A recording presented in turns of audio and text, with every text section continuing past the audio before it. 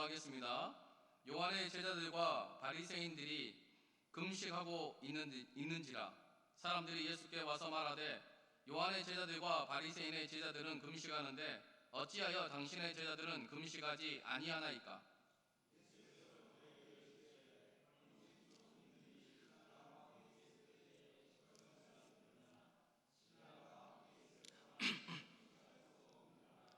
그러나 신랑을 빼앗길 날이 이르리니 그날에는 금식할 것이니라.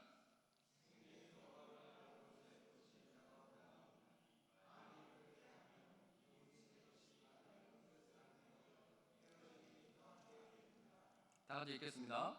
새 포도주를 낡은 가죽 부대에 넣는 자가 없나니 만일 그렇게 하면 새 포도주가 부대를 터뜨려 포도주와 부대를 버리게 되리라. 오직 새 포도주는 새 부대에 넣느니라 하시니라.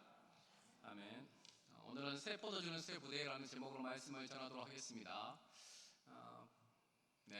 항상 저를 위해서 기도해 주시고 또 성도들을 위해서 기도해 주셔서 이 시간에 또 감사를 드리고 찬양으로 섬겨주시고 식사로 또한 여러 가지 보이지 않는 곳에서 헌신해 주신 모든 성도분들에게 감사를 드립니다. 앞으로도 여러분 계속 기도해 주시고 우리 교회가 더욱더 건강하고 아름답게 세워가는데 여러분들의 수고와 헌신이 더욱더 필요할 줄을 믿습니다. 오늘 본문은 익명의 사람들의 질문과 그에 대한 예수님의 답변으로 오늘 본문이 구성되어 있습니다. 본문의 표면적인 화두는 여러분 금식이지만 예수님은 그 이면에 숨겨진 근본적인 것에 대해 말씀합니다. 요한의 제자들과 바리새인의 제자들은 금식을 하고 있었습니다. 당시 세례 요한과 바리새인은 무언가를 함께 할 만한 그런 좋은 관계를 가지고 있지 않았습니다. 그럼에도 그들의 제자들이 금식을 함께 하고 있었다는 것은 그들에게도 통하는 공통 분모가 있었다는 것입니다. 그리고 그들은 예수께 어찌하여 당신의 제자들은 금식하지 않느냐고 묻습니다. 이 부분에서 우리는 두 가지를 생각해 볼 수 있습니다.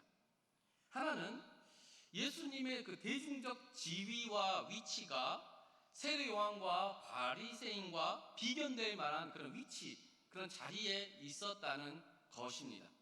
이 말은 예수님과 제자들의 일거수일투족이 세간의 이목을 끌고 대중에게 영향을 미치고 있었음을 짐작할 수 있습니다.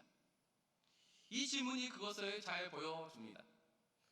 그런데 익명의 사람들은 예수님의 제자들이 금식하지 않는 것에 대해 그 당사자인 제자들에게 묻지 않고 예수님에게 묻습니다. 이것은 표면적으로 여러분 질문인 것 같지만 예수님을 공격하려는 태도입니다. 제자들의 이런 행동은 예수님의 가르침과 교훈 때문이라고 생각했기 때문입니다. 제자들의 삶의 행동 방식을 규정하는 것은 그의 스승인 예수님이라고 생각했습니다. 당시는 스승과 제자의 관계에, 제자에 대한 관계에 이런 것이 일반적인 어떤 이해였습니다. 제자는 스승을 닮고 따라가는 사람들입니다. 따라서 제자를 보면 스승을 알 수 있습니다. 스승과 제자는 분리된 존재들이 아니라 운명 공동체, 하나였다는 것입니다. 예수님과 우리도 여러분 스승과 제자의 관계입니다. 우리는 예수님을 닮고 따라가는 제자들입니다. 따라서 예수님이 누구신지는 나의 말과 행동을 통해 그리고 나의 삶의 방식과 가치관을 통해 예수님이 누구신지가 드러난다는 것입니다. 우리가 하나님은 사랑이시라, 아무리 하나님은 사랑이시다라고 세상 가운데서 외치고 말을 해도 그 사랑을 실천하지 않으면 세상 사람들에게 하나님은 사랑으로 비춰지지 않습니다. 당연한 이치이죠. 따라서 나의 삶이 여러분 예수님이 어떤 분인지를 드러내고 증거한다는 것입니다. 우리는 하나님을 보여주는 거울입니다. 그 거울이 어떠하냐에 따라 하나님이 세상 가운데 사랑으로 비춰질 수도 있고, 반대로 일그러지고 왜곡된 이상한 하나님으로 인식될 수 있다는 것입니다. 성경이 하나님에 대해 어떻게 얘기를 하든 우리는 이 사실을 믿지만 세상 사람들은 이 성경을 믿지 않습니다. 우리를 통해 하나님이 어떤 분인지가 나타나고 그렇게 세상은 이해한다는 것입니다. 따라서 우리는 내가 하나님을 보여주는 거울이라는 인식을 항상 가지고 살아가야 합니다. 내가 하는 말이 하나님을 드러내는 말, 내가 하는 행동이 하나님을 나타내는 행동이라는 것을 인식해야 합니다. 다시 본문으로 돌아와 세례 요한의 제자들과 바리새인의 제자들이 함께 금식하며 예수님에게 당신의 제자들은 왜 금식하지 않느냐고 질문한 것으로 보아서 당시 유대인 또는 어떤 공동체에 속한 자라면 당연히 금식을 해야 하는 것처럼 보여집니다.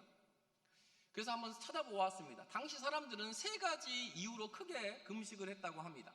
첫째는 속죄일 때 유대인들은 금식했습니다. 레위기 16장과 23장을 근거로 유대인들은 속죄일에 자신의 죄를 속하면서 금식을 했습니다. 그것은 유대인들이라면 모두가 하는 금식이었습니다.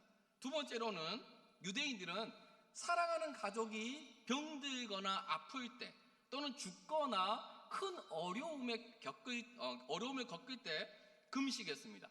또한 국가적인 재난이나 어려움에 봉착했을 때도 금식했습니다. 그리고 개인적인 어떠한 죄를 크게 지었을 때 그 회개하면서 금식을 하기도 했습니다.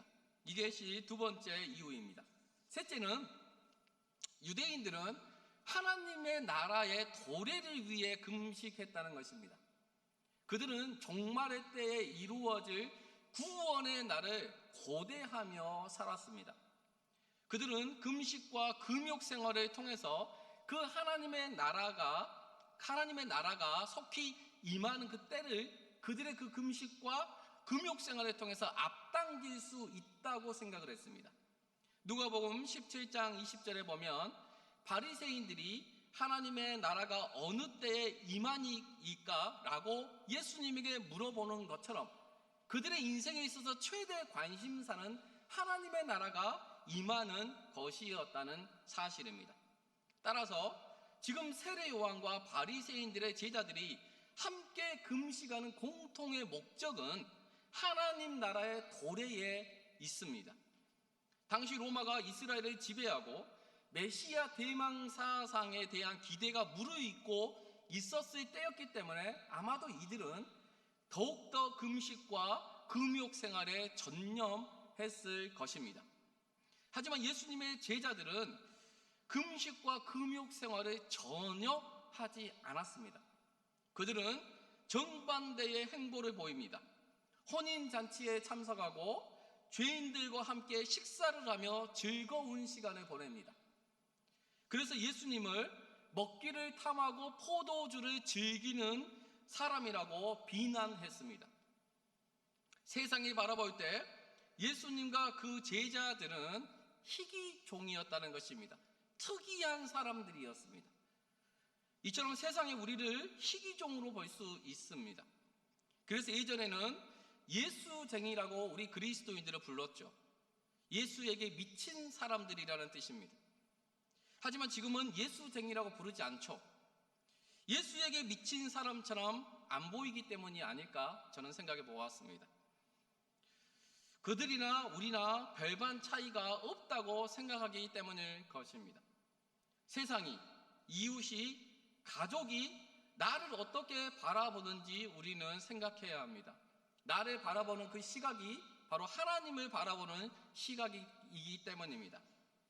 그렇다면 왜 예수님은 하나님의 나라의 도래를 위해 금식하지 않았을까요?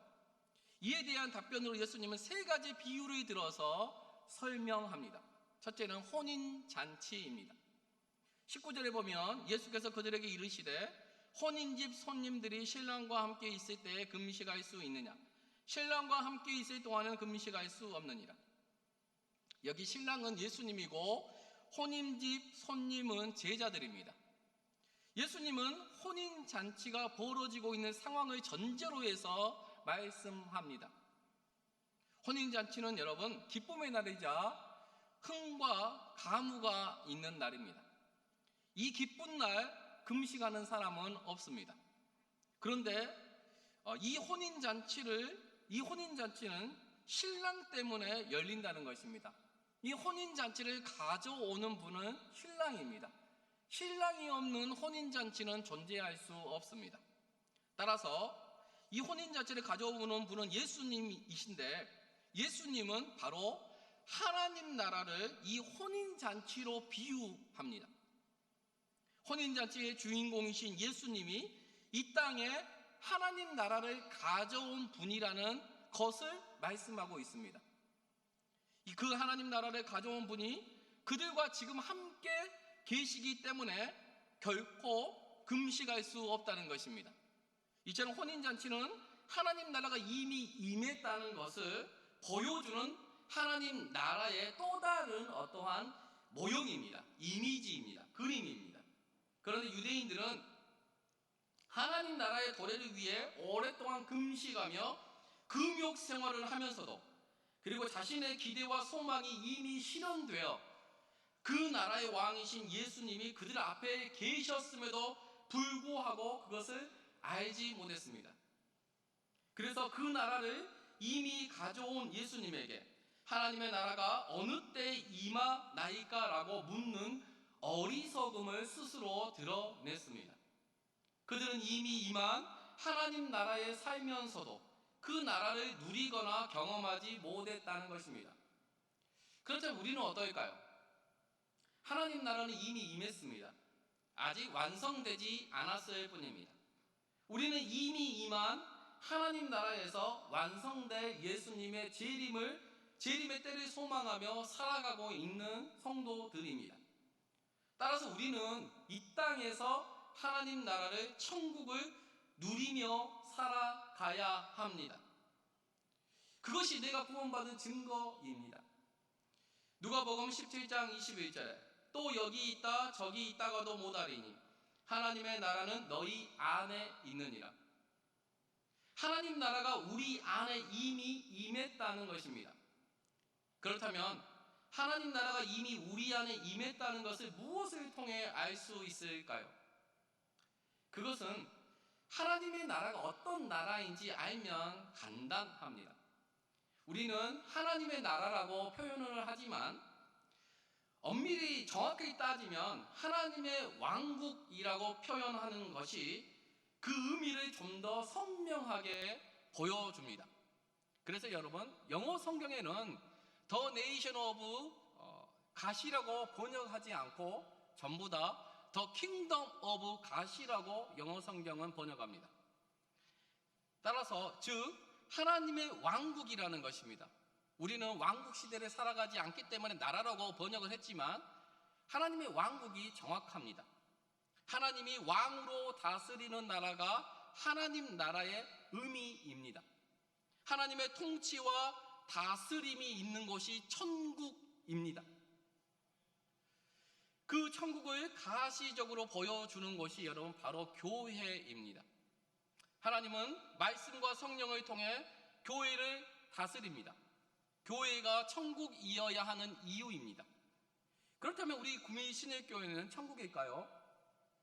하나님의 나라가 이런 곳임을 보여주는 교회일까요?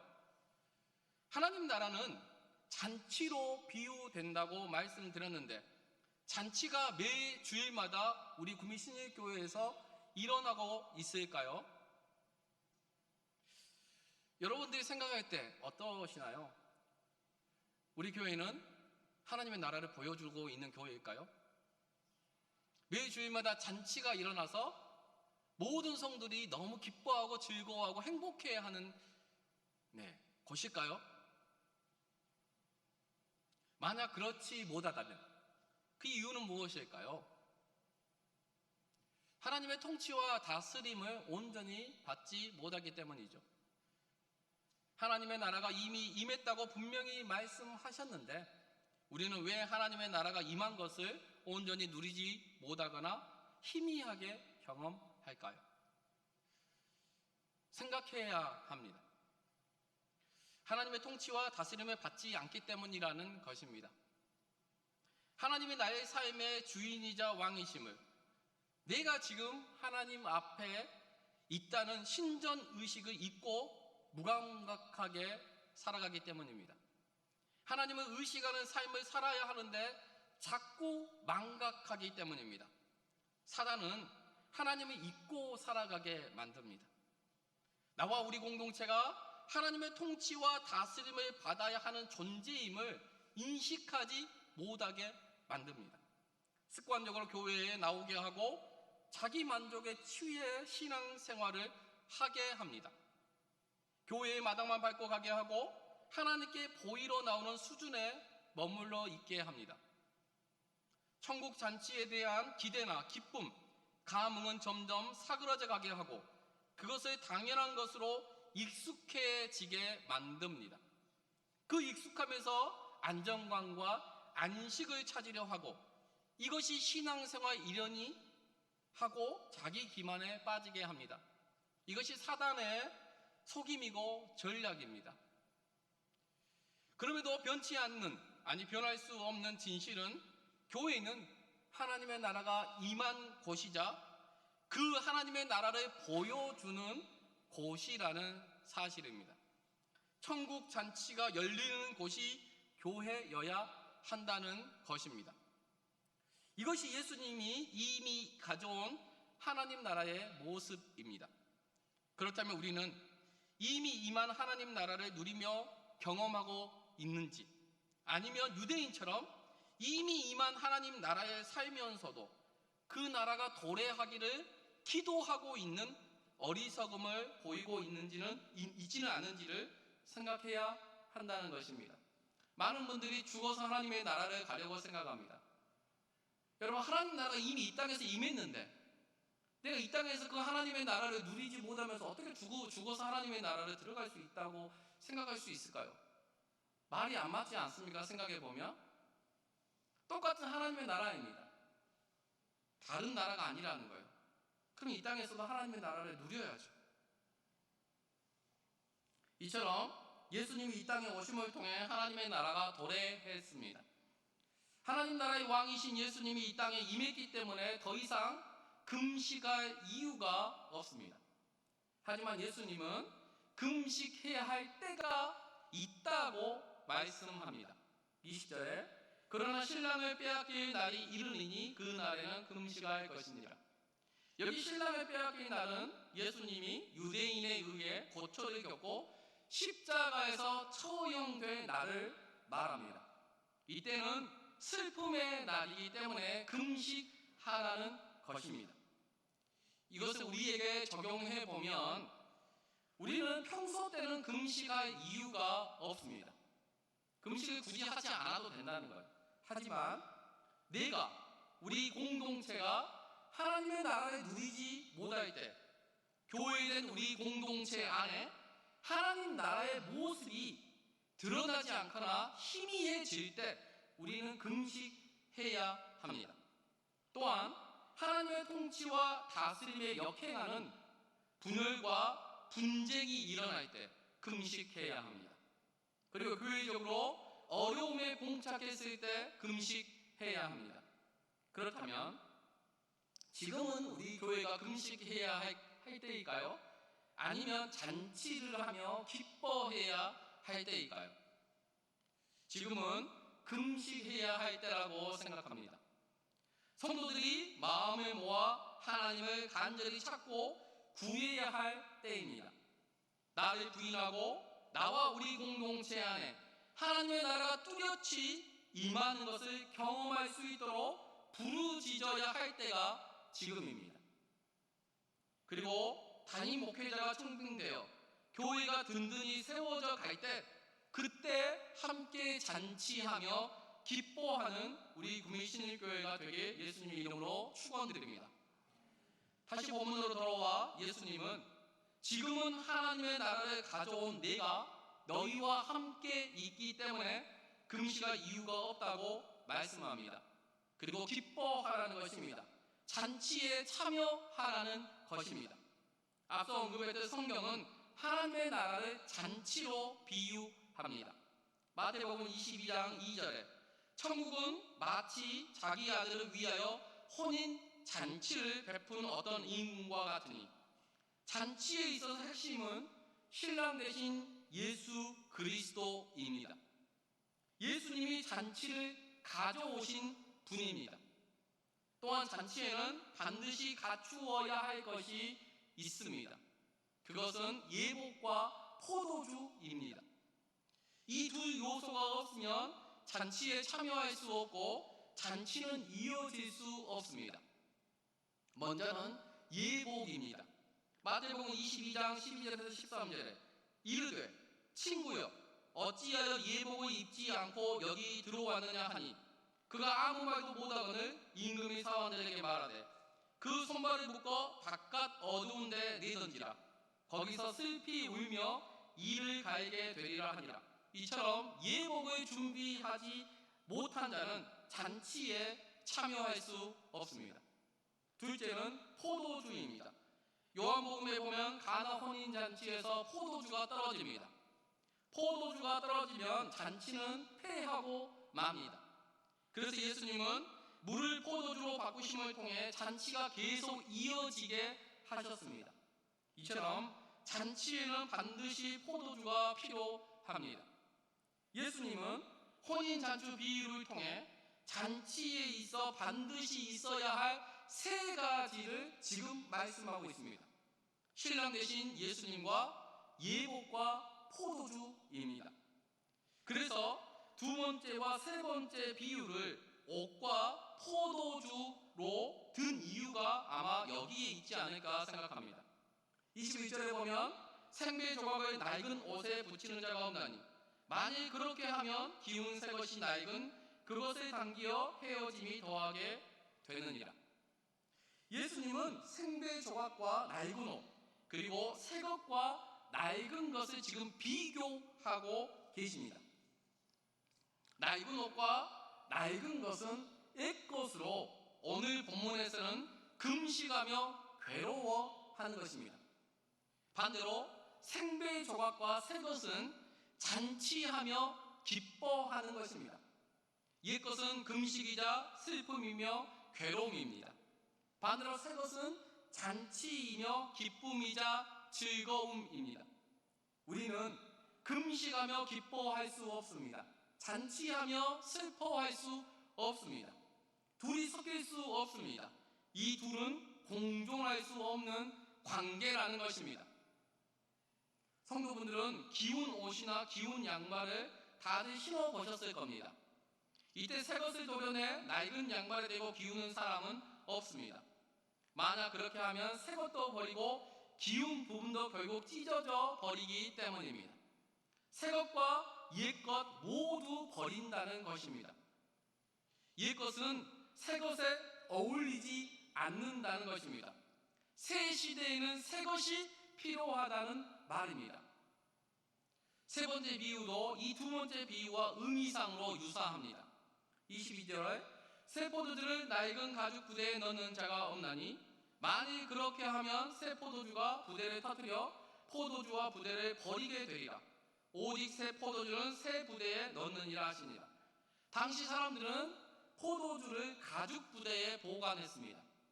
새 포도주는 아직 발효가 안 된 상태이기 때문에 발효되는 과정에서 압력이 생겨 팽창하면 낡은 가죽 부대는 그것을 견디지 못해서 터져버린다고 합니다. 찢어버려진다고 합니다. 그러면 새 포도주와 낡은 가죽 부대 둘 다 버리게 됩니다. 반면에 새 부대는 새 포도주가 발산하는 그 압력을 견뎌낼 수 있습니다. 그렇기 때문에 새 포도주는 새 가죽 부대에 넣어야만 둘 다 안전합니다. 이 비유들이 의미하는 바는 하나님 나라를 가져오신 예수님이 이 땅에 오심을 통해 모든 것이 새롭게 되었다는 것입니다. 예수 그리스도의 탄생의 기점으로 세계의 역사가 BC와 AD로 구분되는 것처럼 옛 것과 새 것, 옛 이스라엘과 새 이스라엘, 옛 언약과 새 언약, 율법과 복음으로 새롭게 재정이 되었습니다. 옛 것은 율법입니다. 옛 언약입니다. 옛 이스라엘입니다. 새 것은 복음입니다. 새 언약입니다. 새 이스라엘입니다. 예수 그리스도로 인해 옛 시대는 갔고 새 시대가 열렸다는 것입니다. 옛 언약은 폐하해지고 새 언약의 시대가 도래했습니다. 그래서 우리를 새 인류 또는 새로운 피조물이라고 부르는 이유가 바로 예수 그리스도로 말미암아 새롭게 된 존재들이기 때문입니다. 지금까지 경험하지 못한 완전히 새로운 인류가 예수 그리스도로 인해 탄생되었습니다. 따라서 새 것에 옛 것을 혼합하면 문제가 발생합니다. 터져버립니다. 옛 것과 새 것이 공존할 수 없습니다. 옛 것과 새 것은 함께 할 수 없다는 것입니다. 우리 구민신일교회도 마찬가지라고 생각합니다. 우리는 새로운 목회자를 청빙하고 있습니다. 이제 거의 끝자락에 와 있습니다. 그렇다면 새로운 담임 목회자가 오시면 그것으로 모든 것이 여러분 끝이 날까요? 옛 목사님은 가고 새 목사님이 오실 테니 형통해질까요? 하나님의 나라가 구현될까요? 매 주일마다 천국잔치가 일어날까요? 죄송하지만 그렇지 않을 겁니다. 새 포도주는 새 부대에 담아야 합니다. 새로운 목사님이 오시더라도 우리가 새로워지지 않으면, 저를 포함해 성도분들이 변화되지 않으면, 낡은 상태 그대로 있으면 아무런 변화도 일어나지 않을 것입니다. 낡은 부대에 새 포도주를 담으면 터져버리는 것처럼 터져버릴 수 있습니다. 그렇게 되면 둘 다 버리게 됩니다. 둘 다 상처 입게 됩니다. 새 일을 할 때는 과거의 낡은 것을 버리고 새롭게 시작해야 합니다. 우리가 바뀌어야 합니다. 우리가 새 부대가 되어야 합니다. 그러기 위해서는 과거의 유산을 과감히 청산해야 합니다. 낡은 것을 버려야 합니다. 왜냐하면 낡은 것은 새 것과 공존할 수 없기 때문입니다. 그렇다면 낡은 것이 무엇일까요? 옛 성품입니다. 아직 버리지 못한 내 자아입니다. 내 고집입니다. 내 혈기입니다. 내 비방입니다. 판단하고 시기하고 질투하고 정죄하는 옛 사람의 모습입니다. 또한 게으름입니다. 나태함입니다. 안일함입니다. 육신에 속한 것들을 여러분 버리지 않으면, 이것들을 제거하지 않으면 새 것이 온다 한들 새 것으로 우리 안에 역사하지 못한다는 것입니다. 지금까지 해오던 방식이나 형식들을 여러분 버리셔야 합니다. 그런 태도들도 버리셔야 합니다. 우리의 고정관념도 제거해야 합니다. 그것을 쫓아 행하면 안 됩니다. 그것에 머물러 있으면 안 됩니다. 낡은 것을 버려야 합니다.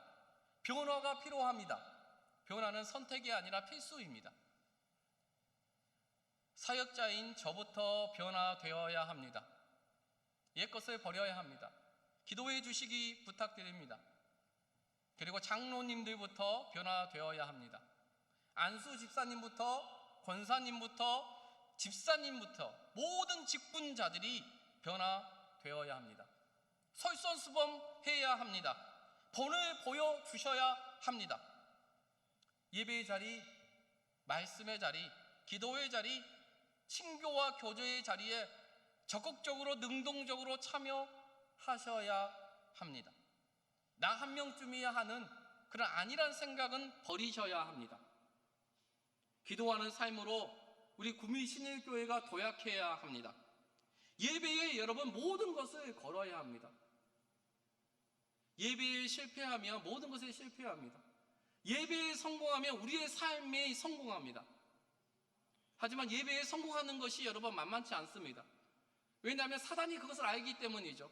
우리가 예배에서 하나님의 깊이 경험하고 성령의 충만함을 받으면 우리가 일주일간의 삶 가운데 승리한다는 것을 사단이 알기 때문에 예배에 승리하지 못하도록 모든 것을 동원해 사단은 우리를 공격하고 우리의 마음을 흐트러 놓습니다. 그렇기 때문에 우리가 의지적으로 예배에 더 마음을 들이고 예배를 위해서 더 많이 기도해야 합니다. 부탁드리는 것은 예배가 시작되기 전에 30분 전에 본당에 오셔서 성도 여러분 다 같이 합심해서 기도해 주시기를 부탁드립니다. 예배 가운데 하나님의 임재와 하나님의 영광으로 풍성해질 수 있도록 충만해질 수 있도록 하나님 이곳에 모이는 하나님의 백성들에게 하나님을 계시하시고 나타내 달라고 하나님께 부르짖으셔야 합니다. 우리가 직분자들이 먼저 와서 기도하면 간절히 부르짖으면 성도들이 보겠죠. 그걸 그러면 예배는 이렇게 드려야 되는구나, 예배 때는 먼저 와서 이렇게 기도해야 되는구나 라는 것을 보게 될 것입니다. 그렇게 하게 될 것입니다. 하지만 찬양의 시작에도 자리가 비어 있으면 성도들은 생각하겠죠. 늦게 와도 되는구나, 그냥 와서 예배 드리고 그냥 가면 되는 거구나. 여러분이 일반 성도라면 그렇게 생각하지 않을까요?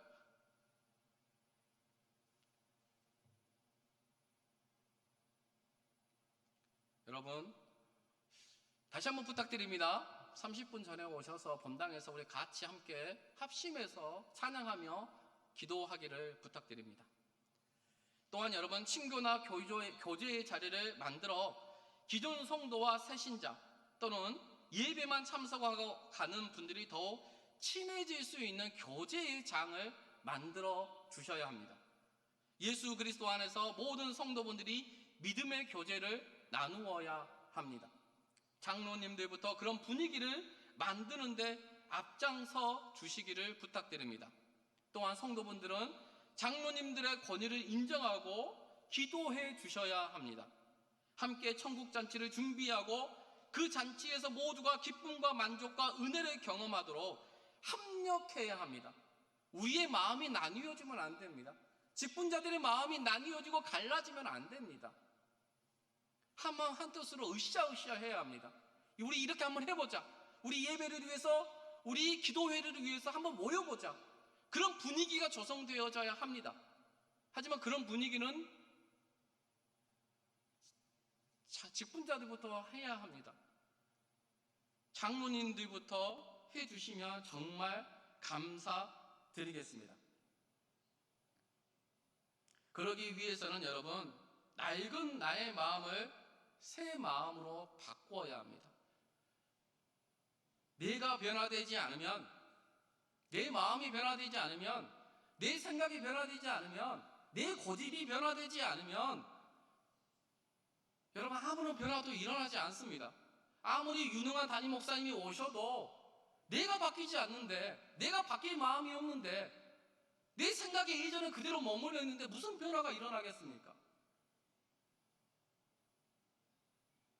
내가 변화돼야 교회가 변화됩니다. 내가 새로워져야 교회가 새로워집니다. 내 안에 부흥이 일어나지 않으면 교회는 부흥되지 않습니다. 내가 부흥되지 않으면서, 내 안이 새로워지지 않으면서 왜 남 사람들한테 부흥하지 못하느냐, 새로워지지 못하느냐라고 말할 수 있겠습니까? 나부터 해야 한다는 것입니다. 내가 낡은 것을 버리지 않으면 새 것을 담을 수 없습니다. 새 것을 담으면 찢어지거나 터져버립니다. 새 포도주는 새 부대에 담아야 둘 다 안전합니다. 성도 여러분은 새 포도주를 담을 새 부대를 준비하고 계십니까? 아니면 새 포도주만 준비하면 내 할 일은 끝났다고 생각하고 계십니까? 새 포도주는 새 부대에 담아야 둘 다 보존되고 안전하다는 사실을, 지금부터가 우리가 더 우리 자신을 새 부대로 준비해야 할 여러분 시기라는 것을 우리가 좀 기억하고, 저부터 그리고 직분자들부터 그렇게 준비되어 가는 그런 시간이 되기를 간절히 바라고 예수님의 이름으로 축원드립니다. 우리 이 시간 좀 기도